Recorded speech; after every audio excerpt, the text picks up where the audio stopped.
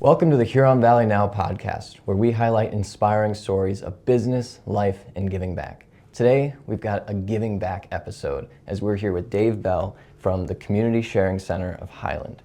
Can you tell me a little bit about what you're all about there at the Community Sharing Outreach Center? Sure. Community Sharing is primarily a food pantry located in the Highland area. We serve the Huron Valley School District, which is 101 square miles, and we're centrally located right there in the Highland near the post office and library. We've been a nonprofit for 20 years in business, primarily food pantry, but more so these days, emergency financial assistance. Oh, yeah. That's a big operation that you got going on. You're serving a lot of people. And when somebody comes in for food assistance, are they expecting like couple boxes of Kraft mac and cheese, or what is it like? Good question, because there are a lot of food pantry styles in the area. Ours is called client choice, where they get to choose what they want. A lot of pantries do curbside pre-packed boxes. During COVID, almost all of us did curbside pre-packed boxes, so we decide what goes in the box. But with client choice, they get to choose. Now, our pantry is not quite like a grocery store where they pick it off the shelf. The ladies, volunteers will help them. So they'll say, you know, I need spaghetti sauce, and they'll go down the entire line. So they get to choose what their families want and what their families eat. If you get in the pre-packed box business and you get home and your kids don't eat it, don't like it, they don't want corn, they don't want applesauce, then that's a big issue of what to do with excess food. So the term is client choice. Yes, I think that's a wonderful program that you have going on there, Yeah. and it's one of those misconceptions that people have, or sometimes it's not a misconception, but that they're going to get really bland, boring food that they're not going to want to eat anyway. Right. But it seems like they get great food from.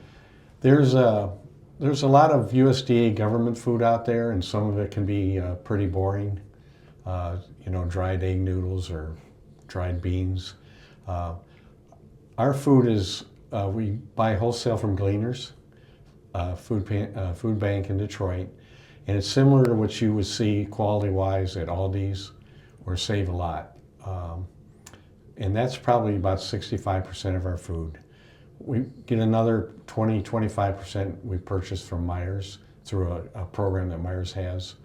And I say purchase, that's actually donated via gift cards. And then the rest of our food is from the community donations. So the Meyer food is a little better brand name, better quality than maybe what you get at Aldi's. Mm-hmm. But it's all similar.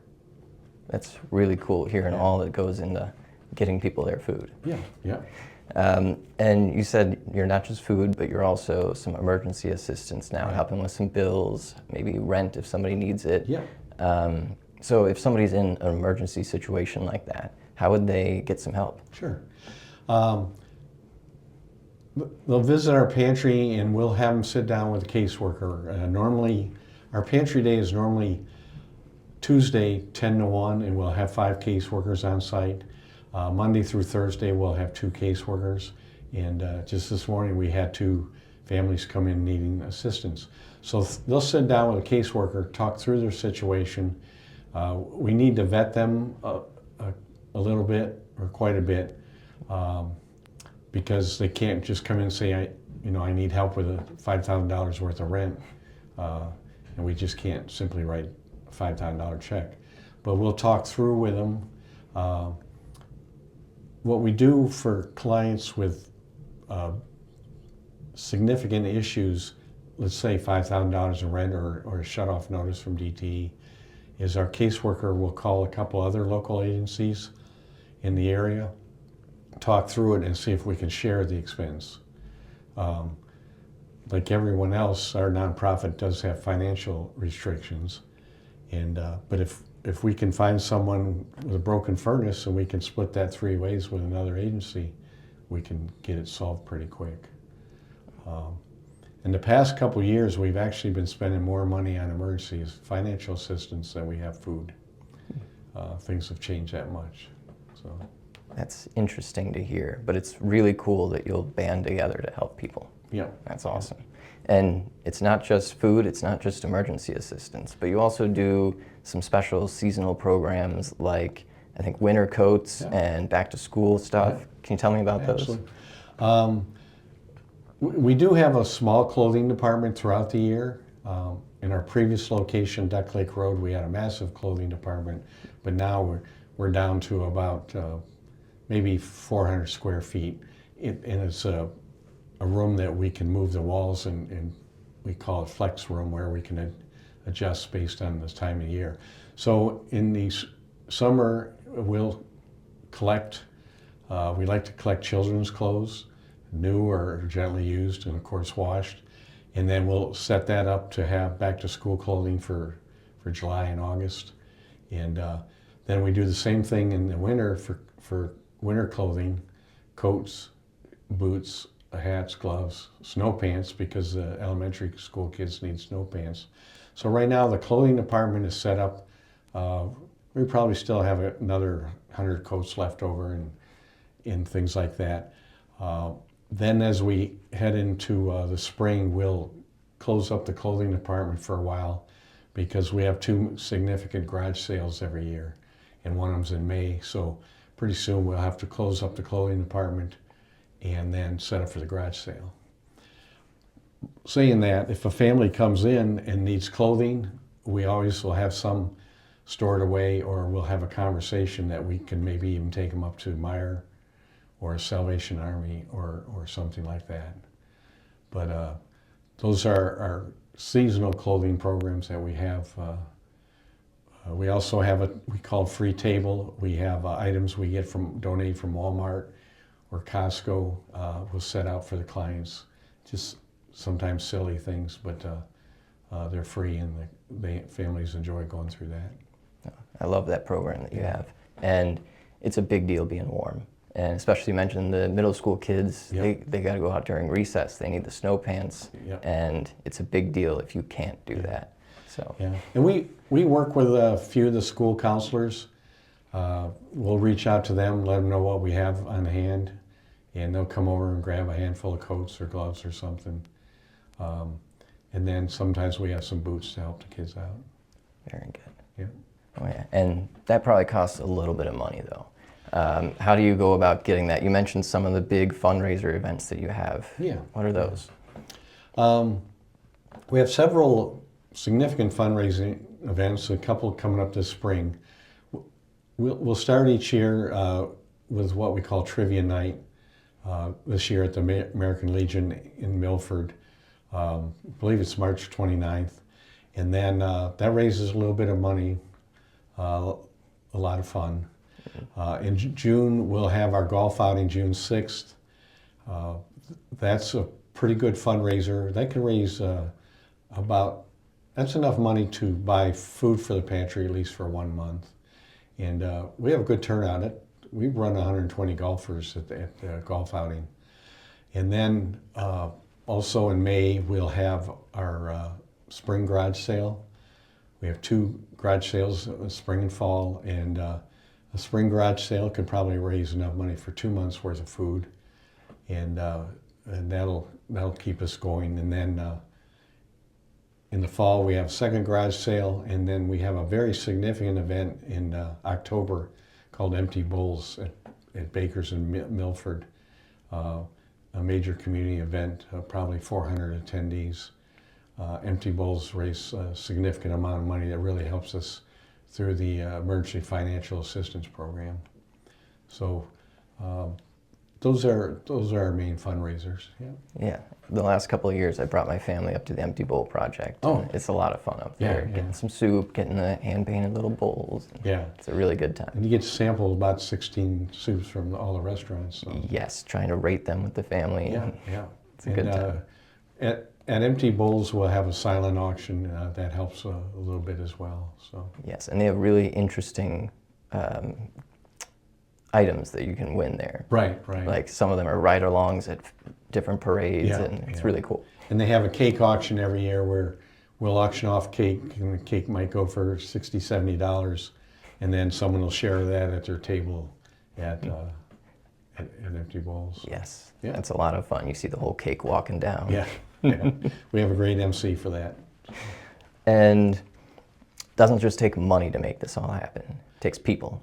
Yep. What's it like volunteering there? We have about 100 volunteers. They're obviously all at the same time. Tuesday is our main pantry day. We might have 30 plus volunteers in the building to get through the pantry setup and the cleanup. The 100 volunteers are throughout the year. Quite a few volunteers through the garage sale, which takes about 4 days to set up, run the garage sale, and another couple days to clean up. So we have a significant number of volunteers, mostly senior citizens.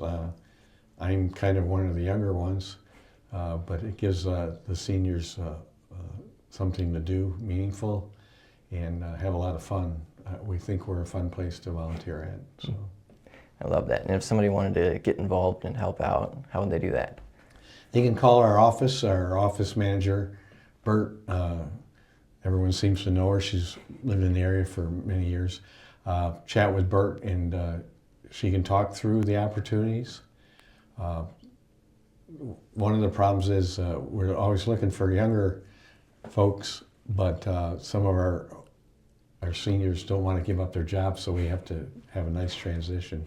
But that's a lot of fun. We enjoy a good mix. One thing we're not good at, I know a lot of people see on TV or hear pitching in a food pantry, like Gleaners, Forgotten Harvest, Focus Hope. They do large groups. And I know we get scouts that want to do something or large groups, and our building's not big enough, and we just don't have enough work for them to do. If they go downtown to Detroit Gleaners or Forgotten Harvest, they can take groups of 20 or 30 and keep them busy for 4 or 5 hours. And we only have a couple events that the Rotary will come in maybe once a year, or a couple of the Girl Scouts around Christmas time. But people get frustrated because if they have young kids, they want to help, and it just doesn't quite work out at our place. All right, that's good information. It's Yeah. interesting to know how there's a right spot to volunteer. Right. Yes. Yeah. And I was curious, do you have any experiences that stand out as rewarding from volunteering your time here? Well, many. I've been doing this 15 years. I did as an employee at Gleaners, and I've been at community sharing now for over 10 years as a volunteer. And I always say handing out food is the easy part, not to insult our pantry volunteers. But when you get into casework and emergency financial assistance, and you see some of the hardship cases, and we help where we can. Like I said earlier, we have to have a discussion on their situation. Sometimes it feels a little harsh. If you're in a bad situation, you don't want someone questioning you, why are you in this situation? Or, what are you doing to get out of it? But you got to have some conversation and counseling at the same time. But someone can't come in and say, I need a $5,000 check for my rent. One of the questions with rent and utility assistance is, what are you going to do 29 days from now when the next one's due? If it's a broken car or a broken furnace, leaky roof, one time you can get through that. But the other times, like I said, if it's a monthly payment they're in trouble with, and sometimes families get in trouble just for a month due to a medical situation, or my husband broke his arm, he's out of work for 6 weeks. And those are ones we really can really help and make an impact on, is those short-term assistance. Makes a lot of sense. Yeah. So what's the next event coming up? I think you mentioned it, and how can people get involved in it? Sure. Right now, this time of year, things are pretty quiet. We've all calmed down from Thanksgiving, Christmas, holiday, New Year's. So we've started collecting donations for the garage sale. and we're there Monday through Thursday, 9 to 1.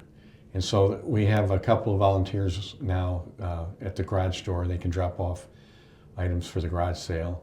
We would prefer not to be fussy, but items that have some value that could be sold at a garage sale or have some meaning.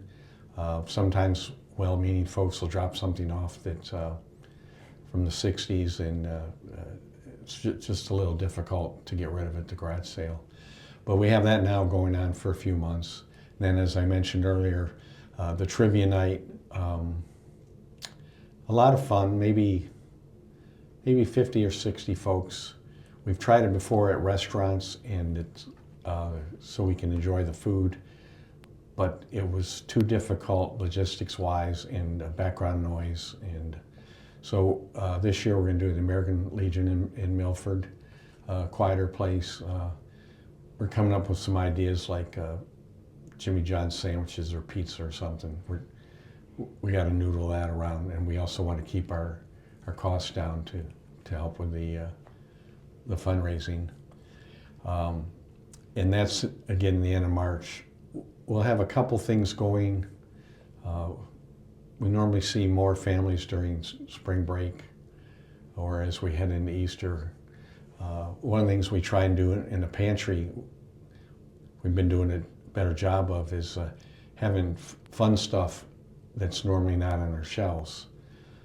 During Christmas and holidays, we had bags of flour, bags of sugar, things that you would use for baking. And the pantry volunteers come up with ideas. I think for February they want to spend a little extra money and buy butter, you know. So for the next couple months we'll just come up with creative ideas to have a little addition to the food pantry. So that's going on right now. That's really wonderful. Yeah. Those little things make such a big difference. Yeah. Today we had White Lake Township dropped off a very nice food donation. They collected over the holidays at Township Hall. Monday we have a cleaner's delivery, about 8 pallets of food.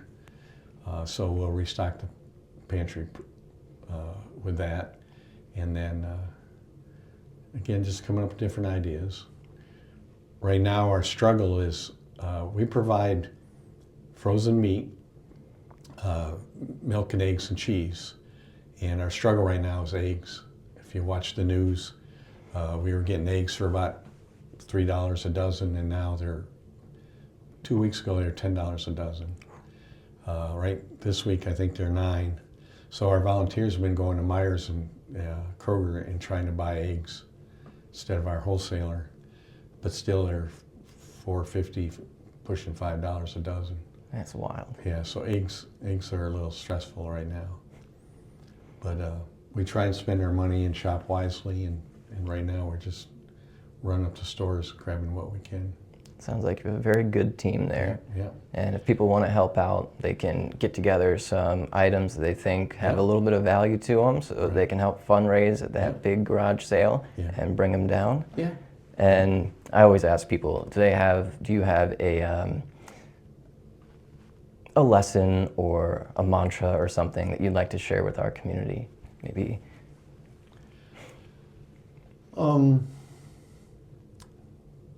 Like I started to say earlier, and I got off subject, but again, finding the families, especially the ones with children in need, and really finding a solution, even if it's a temporary, couple-month solution.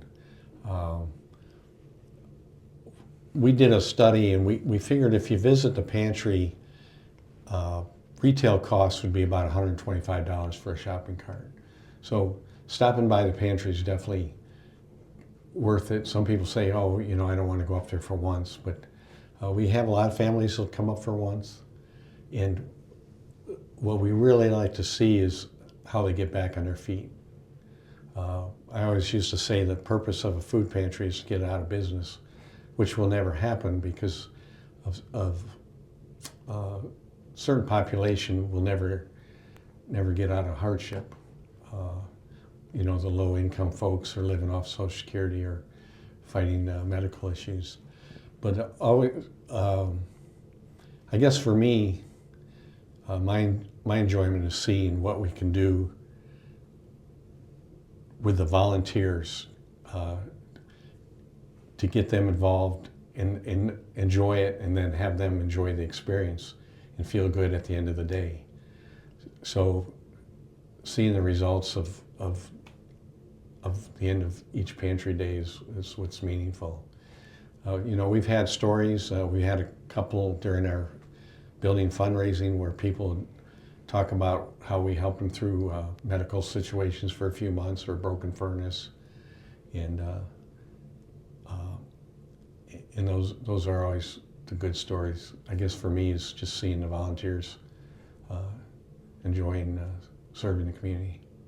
So it's a really beautiful thing that you have going there. Yeah. And so I encourage people, if they can bring some things for the sale, or if they are an individual looking to go and help volunteer, or if they need some help, really go check it out, because it's worth just making the contact and seeing how you can help. Yeah, absolutely. One of the things we've been talking about to people on the phone, they say, I got a Girl Scout troop, or I got this, I got that, is have your own version of a food drive. The Boy Scouts do a food drive in November. The post office does a food drive in May. But even a scout troop or a classroom wants to do a mac and cheese drive or a cereal drive. We don't have a good source of purchased breakfast cereal wholesale. We rely on community donations. So having a peanut butter and jelly drive, even in your community, and that'll always save us money. If a jar of peanut butter is $1.29 for us wholesale, any peanut butter that's donated helps save costs. And kids can get into fun stuff, cereal, peanut butter and jelly, mac and cheese, SpaghettiOs, raviola. That's another canned food drive that kids have fun with. Oh, yeah. Those are some really cool ideas for people to get involved. Yeah. I love it. All right, well, thank you for coming on the show. Okay. I really love this episode. It was a lot of fun. And again, I really stand behind what you're doing there. And so if you need some assistance, check them out. Okay, absolutely. Thank you. All right. All right. Go ahead. It's great having you. Hey everyone, it's Dr. John. I hope you enjoyed this episode of the Huron Valley Now podcast. Make sure you hit like, subscribe, and check us out for our next podcast. This episode was sponsored by the Rho Tribe Chiropractic. When you're ready to embrace a healthier perspective tailored to your needs, discover a world of wellness with the Rho Tribe. Everybody say, bring not bone alone. Come on, bring not bone alone. At the Rho Tribe, we specialize in easing daily pains and discomforts at our House of Wellness, where we focus on what truly works for you. Everybody say, bring not bone, hey, bring not bone alone. Everybody say, bring not bone alone. Yeah. Experience the difference at Rho Tribe Chiropractic and Wellness in Highland. Call or text at 248-800-6214